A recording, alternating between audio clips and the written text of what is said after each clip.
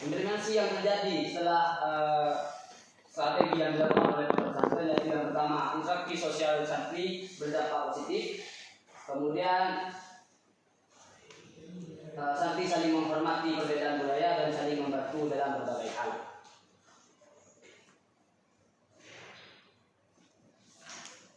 Hasil dari temuan pertama yaitu pendidikan agama. Melalui pendidikan agama, secara tidak langsung menanamkan nilai-nilai multikulturalisme terhadap santri. Pendidikan agama juga mengajarkan kehidupan dalam bermasyarakat yang mengandung nilai-nilai multikulturalisme melalui sejarah-sejarah Nabi dan para sahabat panutan umat Muslim. Kemudian yang kedua, kegiatan pondok pesantren menciptakan adanya interaksi antar sesama santri sehingga mereka terbiasa berkomunikasi satu dengan lainnya. Melalui kegiatan-kegiatan ini terbentuklah sikap saling menghargai dan menerima perbedaan. Kemudian tentang pembinaan dan pengawasan dari pengurus atau ustadz dari pesantren untuk menciptakan kehidupan yang harmonis di pesantren, maka sangat diperlukan melakukan pembinaan dan pengawasan terhadap para santri melalui pengurus, ustadz. Dari pengawasan dari pembinaan ini, santri dapat mempraktekkan nilai-nilai multikulturalisme yang telah diajarkan oleh para ustadz dan pengurus pesantren. Dan yang keempat yaitu pembinaan contoh. Selain memberikan pengawasan dan pembinaan, ustadz dan pengurus dalam pesantren itu juga memberikan contoh bagaimana santri itu berinteraksi dengan baik agar nilai-nilai multikulturalisme itu tidak hanya mereka tahu, akan tapi mereka implementasikan dalam kehidupan mereka masing-masing dalam pondok pesantren, sehingga mereka hidup dalam harmonis meskipun mereka berasal dari latar belakang yang berbeda. Kemudian lingkungan pondok pesantren. Yang terakhir, lingkungan pondok pesantren itu lingkungan pondok pesantren yang nyaman dapat menciptakan kehidupan yang harmonis bagi santri.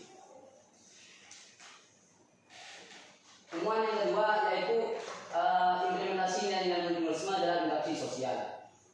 Interaksi sosial antara santri melalui strategi-strategi pondok pesantren yang telah dilakukan yaitu berdampak positif. Interaksi antara sesama santri ini yang memiliki latar belakang yang berbeda ini menambah pengetahuan serta wawasan terhadap santri terhadap budaya-budaya santri yang berbeda latar belakang dengan mereka. Kemudian santri saling menghormati perbedaan budaya. Santri dapat hidup dengan harmonis di pesantren tanpa mempermasalahkan perbedaan. Saling membantu dalam berbagai hal. Santri dapat saling membantu di pesantren meskipun memiliki latar yang yang berbeda. Pondok pesantren adalah sebuah miniatur kehidupan bermasyarakat, sehingga mereka telah melakukan kehidupan masyarakat yang harmonis di pesantren. Kemudian hari mereka akan ketika terjun di dalam kehidupan bermasyarakat, mereka hidup dengan harmonis meskipun berkumpul dengan masyarakat yang majemuk, yang bermacam-macam.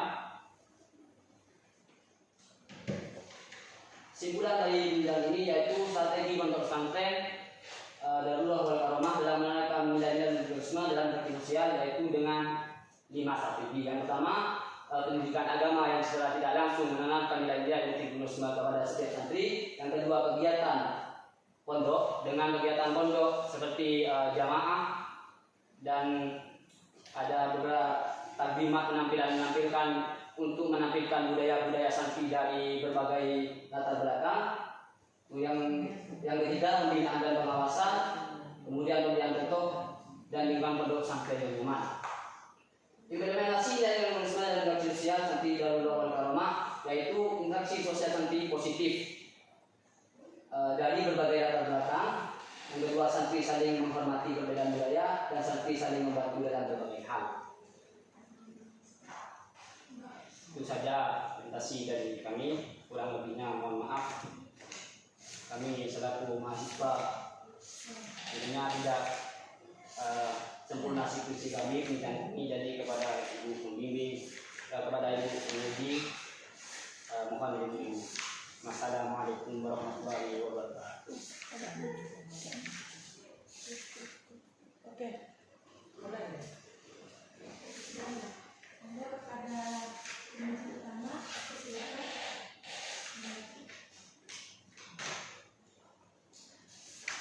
Atas nama siapa? Rofiki AM. Rofiki AM. AM Fatwa. AM itu apa? Kata sambung. Oh, kata sambung. Nama tidak pernah penasaran saya sama kamu.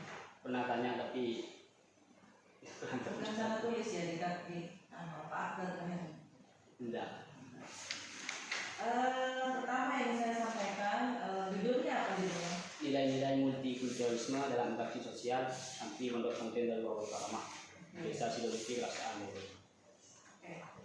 Dari pertama yang saya sampaikan terkait dengan teknik penulisan. Jadi teknik penulisan ada beberapa hal yang perlu diperhatikan. Saya kira salah tipunya itu hanya 1, 2 gitu ya. Makin ke belakang makin banyak. Saya bilang tipu paham ya? Apa itu tipu? Salah. Salah apa? Salah.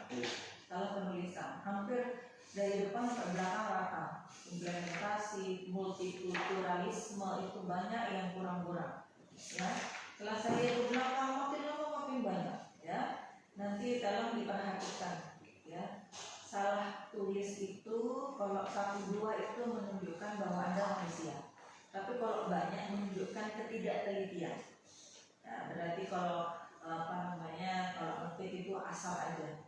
Ya, tidak pernah ada cross check dan cross check, jadi dicek, cross check dan seterusnya. Jadi setelah diperhatikan dari awal sampai akhir memang nggak seperti itu. Diprint, dicek lagi dan sebagainya. Ya, ini banyak ini dari depan ke belakang. Itu yang pertama. Yang kedua, konsistensi penulisan. Ya. Jadi Anda ini dari awal sampai akhir rupanya ada permasalahan dari konsistensi penulisan. Jadi masih banyak yang tidak sama antara penulisan yang pertama, kedua dan seterusnya. Karena penulisan itu kan ini ada beberapa yang sudah saya kasih tahu. Artinya itu tadi ketelitian yang kurang. Ya, halamannya ada berapa ini halamannya sedikit kok. Artinya kalau sama memang ada kemauan pasti akan lebih baik hasilnya. Kemudian yang ketiga, katanya terkait dengan moto. Moto di karya tulis ini yang mesti tugas akhir itu harus ada hubungannya dengan judul. Hubungannya ini dengan judul apa? Ini saya layakkan hasil. Kami bukan dengan judul itu. Setiap pondok pesantren mesti berusaha bagaimana santrinya itu menjadi lebih baik kalau kita buat. Hanya usaha dengan beberapa strategi ini pasti akan mendapatkan hasil. Itu kan sama pondok pesantren. Kalau sama nilai kulturalisme dasar itu apa? Sama judulnya maksudnya discuss. Usaha untuk menghargai orang lain. Meskipun kita termasuk golongan orang yang dengan usaha untuk rendah diri. Nah ini sudah tutupnya. Kamu ngambil moto ini dari mana? Buat sendiri. Buat sendiri. Nah karena tidak sih ya. Oke, kemudian selanjutnya adalah ini mau saya akan dulu nanti saya akan tutup.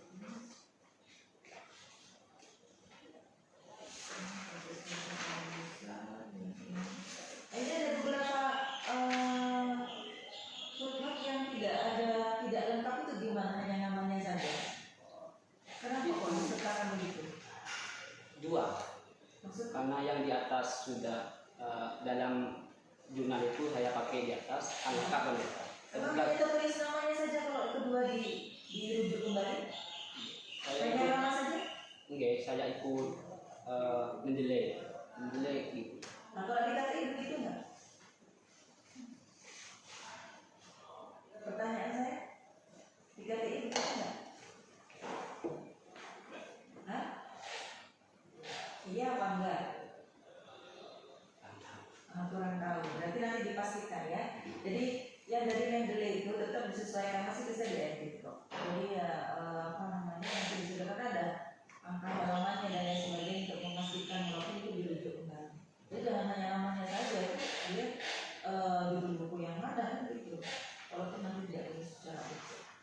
Kemudian saya masih berbicara teknis dulu ya, teknik penulisan ya. Termasuk footnote wawancara sama ikut caranya mana? KTI kan? Oke. Betul? Oke. Betul. Memang tata cara menulis footnote wawancara begini. Coba sampai lihat di halaman 41.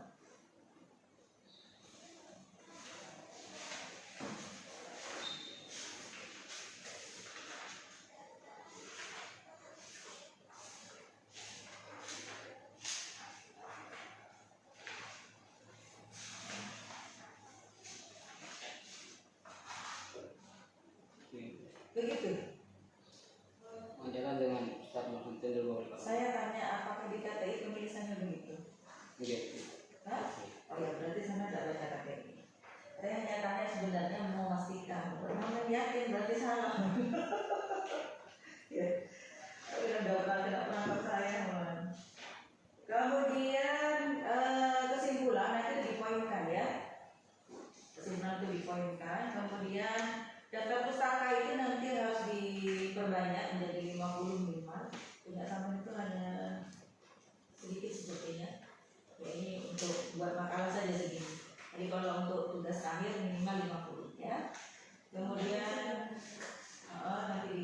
kemudian juga cara membuat transkrip observasi, transkrip dokumen dan wawancara itu kan harus ada refleksi ya. Apa yang saya maksud refleksi itu? Refleksi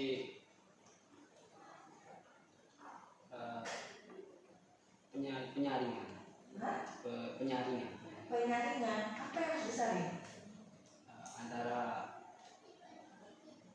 wawancara dari satu informan dan informan lain.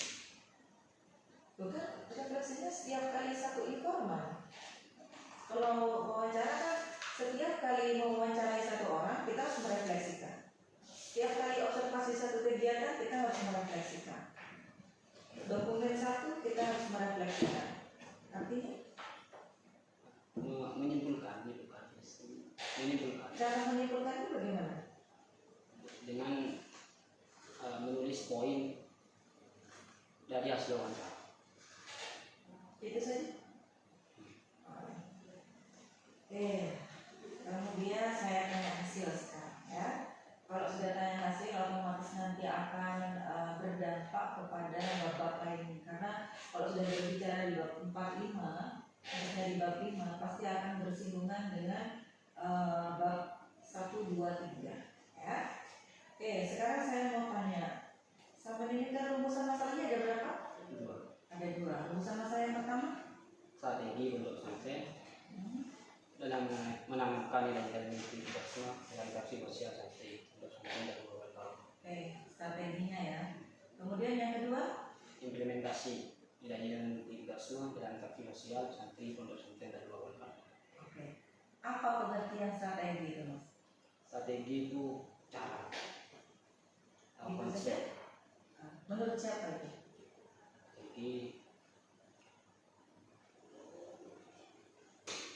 Strategi cara bagaimana untuk Ya, menurut siapa? pengetahuan.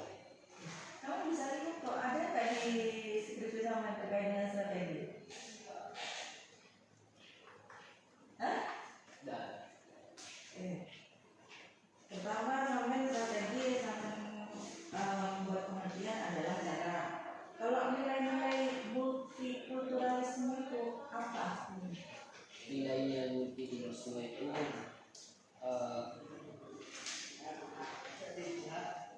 adalah hubungan yang berbeda antar budaya, tetapi budaya itu dianggap sama. Menurut siapa itu? Menurut Flores. Ada dalam berapa? Juga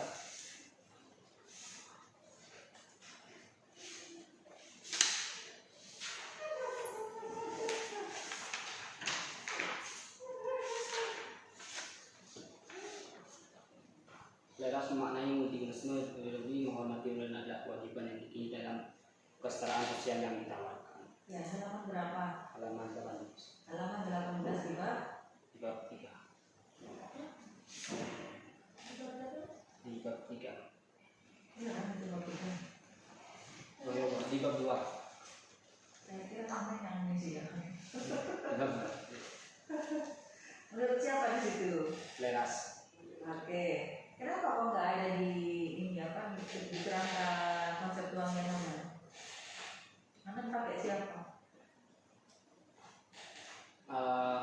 Bapak sama lihat di kerangka berpikir apa kerangka konseptual maksudnya intelektual. Kenapa kamu nggak masuk di situ? Kamu kan tahu bahas strategi. Apa sih strategi itu apa saja yang dinamakan? Kan pakai punyanya siapa? Strategi itu apa saja? Ada dari bab 2-nya sehingga sampai nanti menjawab apakah benar strategi yang dilakukan di pondok itu dengan teori tersebut. Tujuannya kami menggunakan dari Habitus Arif. Menurut Leras berarti multikulturalisme itu seperti apa Mas? Ada berapa bagiannya?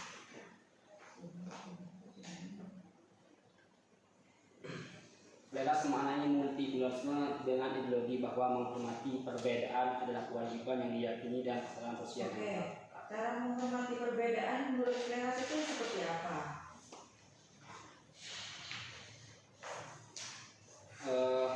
Menerima kelompok lain yang memiliki latar belakang yang berbeda dengan kita, dengan gaya bahasa ataupun gaya bicara, nada, sehingga tidak ada konflik yang terjadi. Nah, yang dimaksudkan di situ yang diterapkan di pondok pesantren Darul Ulum Fatahullah yang mana? Untuk nilai-nilai yang tercantum dalam multikulturalisme santri itu yang pertama saling menghormati perbedaan budaya, yang kedua membantu dalam berbagai hal. 2 itu saja. Nah, kenapa kok jawabannya 5? Itu strategi. Oh iya, mau sama ada strategi di bab 2. Strategi pondok pesantren itu untuk menjawab rumusan masalah, kemudian implementasi. Oke. Jadi sebelum menjawab hasil harusnya kamu bahas dulu di bab 2 apa itu strategi. Jadi nggak tiba-tiba loncat, tiba-tiba ada hasil terkait dengan strategi. Jadi karena seorang akademisi itu apalagi terkait dengan tugas akhir di skripsi S1, jadi apapun yang dijawab di bab 5 ya itu harus berdasarkan teori yang digunakan, sehingga kalau kamu tadi menjawab misalkan ini kan di kerangka konseptualnya itu tidak membahas strategi nilai multikulturalismenya nggak muncul di sini. Sekarang masalah yang kedua apa? Implementasi ya multikulturalisme dan multikulturalisme. Oke, jadi ditanyakan implementasinya. Nah, agar tidak multi interpretasi, tidak pemahamannya tidak banyak, ya sebagai pembaca juga sama juga biar jelas arahnya. Implementasi yang dimaksud itu seperti apa? Sama pakai punyanya siapa? Teorinya. Teori Habitus Arif. Apa katanya? Ada nggak sih? Kan nggak ada di sini. Harusnya yang sampai menggunakan di kerangka itu harus muncul. Jadi yang akan dijawab itu terkait dengan strateginya, terkait dengan implementasinya, itu di kerangkanya harus ada. Menggunakan apa? Teorinya siapa?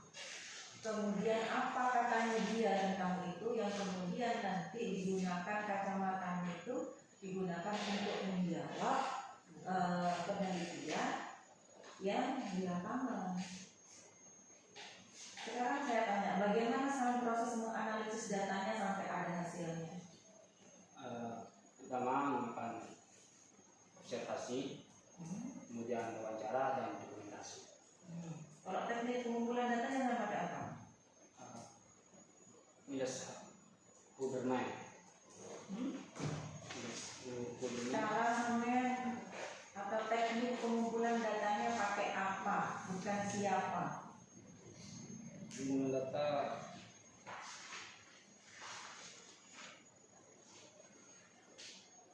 Oke, apa saja?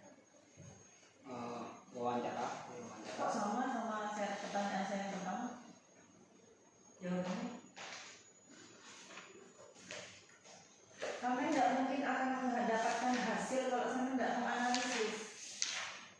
Cara saya menganalisisnya pakai apa?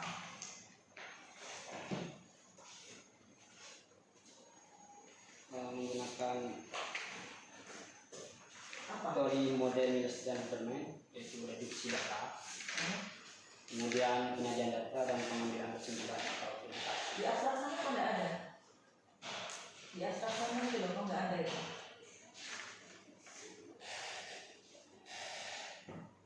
Abstrak itu terdiri dari apa saja sih? Apa saja? Inti dari Ya inti itu kan apa? Inti itu kan ada penjelasan. judul, latar belakang, kemudian Ada berapa paragraf sih minimal abstrak itu? Dua. Kelihatannya kan ada berapa? Dua. Sampai berdasarkan apa kok ada abstrak itu ada dua paragraf? Pedomannya apa? di contohnya KDI. Di contohnya KPI. Sampai benar ngomong gitu karena KPI. Hah? Kalau sarjana itu salah boleh tapi bohong nggak boleh. Yang lihat contohnya. Hah? KDI itu akan ada Di KPI hanya dua paragrafnya? 3. Kamu udah mulai berbohong. Tadi dua, sekarang 3. Sarjana nggak boleh ngomong itu. Dilarang keras, apalagi santri. Salah boleh. Makanya lebih baik mengakui kesalahan daripada berbohong. Jadi bohong dilarang keras. Sampai percuma sepintar apapun kalau bohong salah semua. Makanya lebih baik mengakui kesalahan.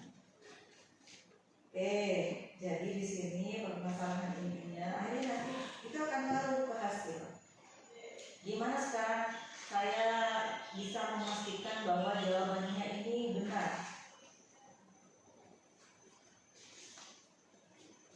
Karena Anda panggilkan sesuai dengan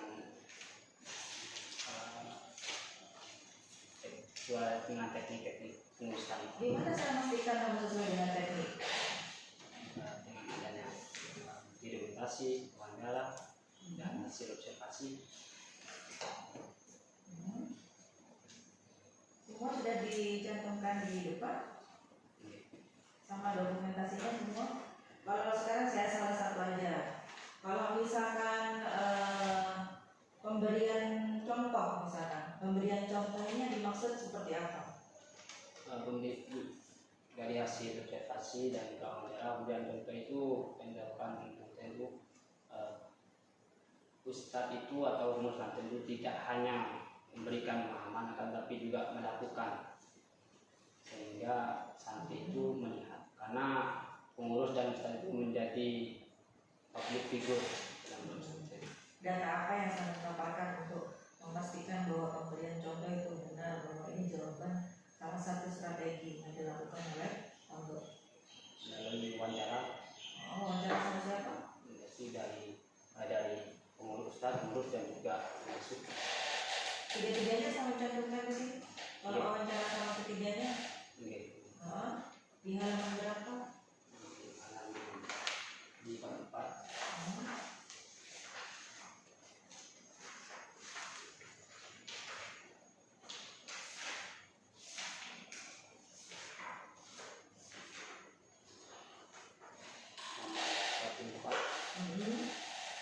Siapa saja yang diwawancarai?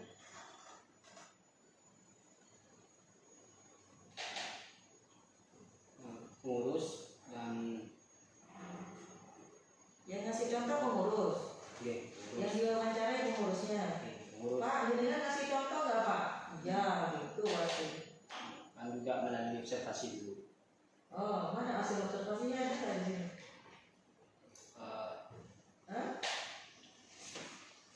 Di sini hanya wawancara gitu.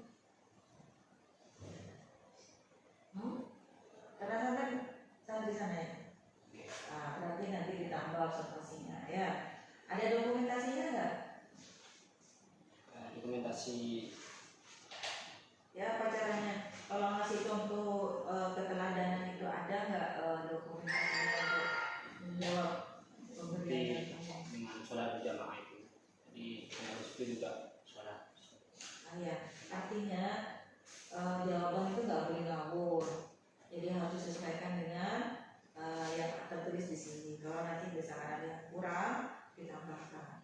Nah, bahasa-bahasa yang dibuat, yang dicantumkan sesuaikan dengan bahasa yang baik dan benar, misalkan keteladanan dan lain sebagainya. Ya, makanya itu pentingnya adanya teori yang digunakan. Nah, kalau teorinya sama hasil itu nggak nyambung, misalkan akan kesulitan nanti menjawabnya. Sebenarnya kan saya hanya memastikan antara teori yang dipakai sama di lapangan, itu saja tugasnya peneliti. Ya, oke. Ya, selama sampai di sini sudah selesai ya. Tinggal lagi revisi ya. Silakan. Terima kasih kepada penunjukannya. Banyak sekali tadi masukannya.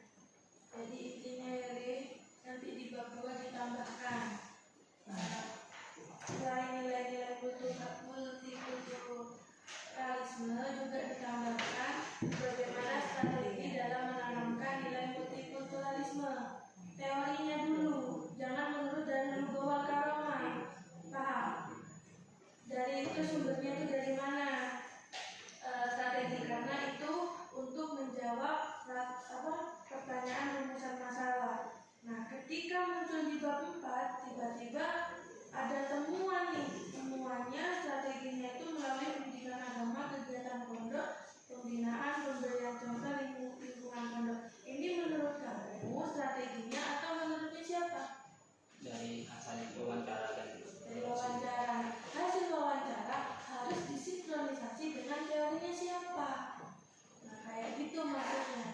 Baru ada kaitannya dengan teorinya siapa. Muncullah misalkan dalam teori itu ada 7 strategi. Oh, ternyata di dalam Gowal Karoma hanya menerapkan 5 strategi. Setidaknya ini sudah sesuai dengan antara teori dengan yang di lapangan. Bukan yang di lapangan kamu sesuaikan seolah-olah paling benar di dalam Gowal Karoma kayak gitu. Yang kedua, di sini juga muncul tadi kehidupan yang harmonis di ponpes tersebut. Contoh konkretnya itu yang bagaimana? Ya, kamu jelaskan bagaimana. Dari tadi nyebut harmonis. Nah, kita sebagai makhluk hidup jangankan ya punya kamu atau jangankan langsung ke DWK. Kita berusaha untuk hidup harmonis. Nah, harmonis yang di DWK ini yang bagaimana temuannya? Apa? Tidak ada santri kekerasan di Podo itu sudah termasuk kehidupan yang harmonis kalau disampai. Santri yang kekerasan di Podo itu termasuk kehidupan yang harmonis. Datanya mana?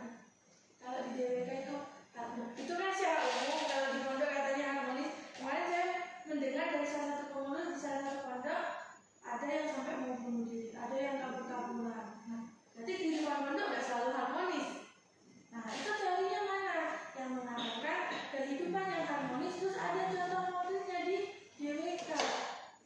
Nah, karena kamu selalu mengatakan temuan-temuan, berarti ada sesuatu nih yang benar-benar distingsinya DWK dan perlu nih untuk dikeluarkan di bab 4. Oh, ini nih pembedanya. Mungkin cara harmonisnya itu kiai setiap mau makan malamnya bareng sama santri-santrinya. Yang biasanya kan santri makan sendiri. Mungkin kayak gitu contohnya. Atau harmonisnya kayak gimana? Kalau cuma senyum, itu kan kayaknya sudah di pondok-pondok mana semuanya senyum, sapa, salam kayak gitu kan. Itu perlu ditegaskan. Lalu selain implementasi, nah ini kan akhirnya muncul ya pembinaan dan pengawasan untuk menciptakan kehidupan yang harmonis di pesantren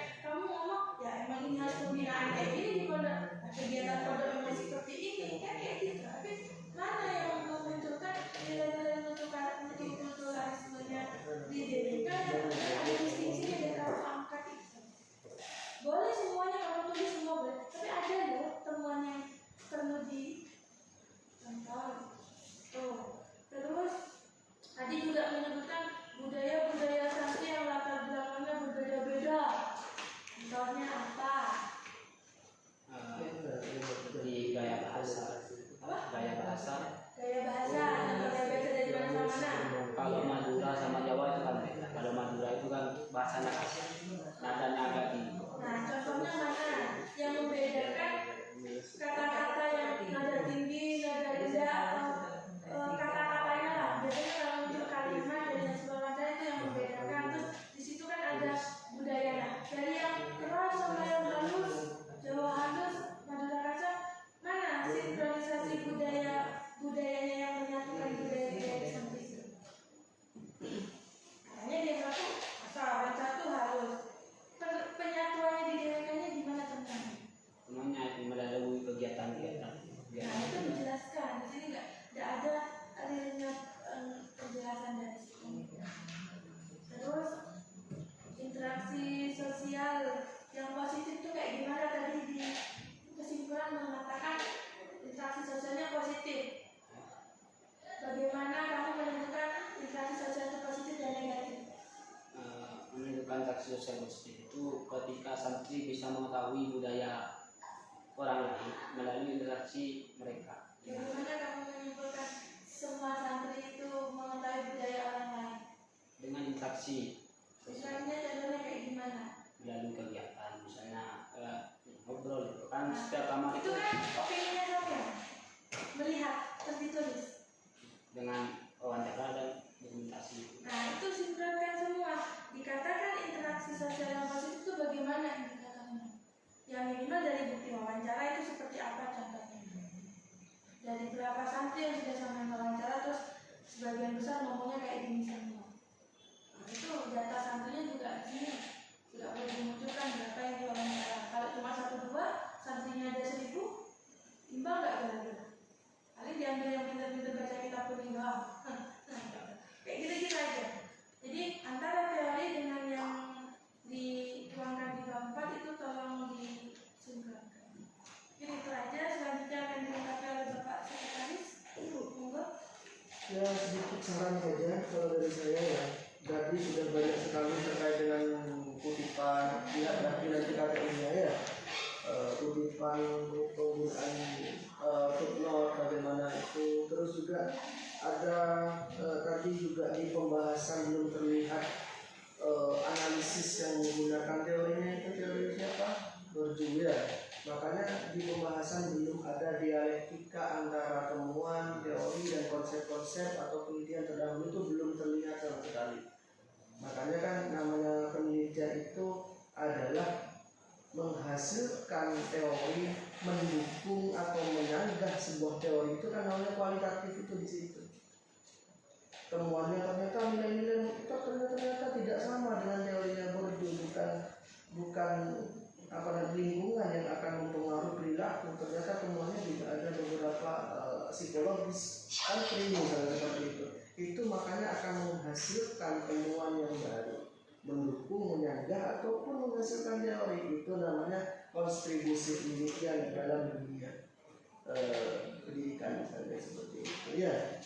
Makanya nanti secara otomatis ini akan bertambah halamannya ketika hasil dan pembahasannya akan dianalisis lebih jauh, bukan hanya memaparkan apa adanya, tapi mempunyai makna yang mendalam dari temuan-temuan. Karena kualitatif itu bukan hanya memaparkan, ya, tapi juga akan mempunyai kontribusi terhadap dunia pendidikan. Temuannya akan digunakan oleh orang lain yang membaca. Itu ya. Sekarang tadi terkait dengan tipe-tipe, sama bisa sudah ada kan itu bisa menggunakan penelitian ini ditaruh di Google Drive ya, bisa dibuka dengan Google Doc secara otomatis. Kalian klik akan tahu mana yang salah tipe menggunakan bahasa Indonesia yang baik dan benar. Oh ini salah, studi kayak gitu ya. Itu bisa menggunakan Google Doc. Itu secara otomatis. Itu saja salam saya. Selamat